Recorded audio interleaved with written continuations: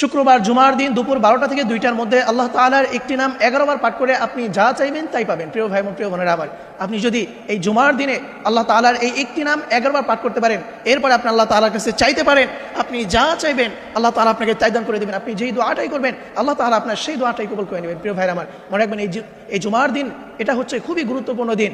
হাদিসের ভাষায় এই দিনকে বলা হয় সাইয়্যিদুল আইয়াম, অর্থাৎ লিডার অফ দ্য ডে। সকল দিনের শ্রেষ্ঠ দিন হচ্ছে এই জুমার দিন। এই জন্য এই জুমার দিনে আপনি যদি আল্লাহ তাআলা এই নামটি পাঠ করতে পারেন, এবং এই জুমার দিনের অনেক ফজিলত রয়েছে। আল্লাহ রাব্বুল আলামিন এই জুমার দিনে আদম আলাইহিস সালামকে সৃষ্টি করেছেন, এবং এই জুমার দিনেই তাকে জান্নাতে প্রবেশ করিয়েছেন, এবং এই জুমার দিনেই তাকে জান্নাত থেকে বের করে দিয়েছেন, এবং এই জুমার দিনেই কিয়ামত সংঘটিত হবে। এই ধরনের বিভিন্ন বৈশিষ্ট্য এই জুমার দিনে রয়েছে। এই জন্য প্রিয় ভাইরা আমার, আপনি যদি এই জুমার দিনের টাইমটা অবশ্যই মনে রাখবেন, দুপুর 12টা থেকে 2টা। কারণ জুমার দিন পুরো দিনটাই তো হচ্ছে খুবই গুরুত্বপূর্ণ, তবে এর মধ্যে গুরুত্বপূর্ণ সময় হচ্ছে দুপুর 12টা থেকে 2টা। কারণ এই সময়টা হচ্ছে জুমার নামাজের সময়। এই সময় মসজিদে মসজিদে খুতবা চলে, জুমার নামাজ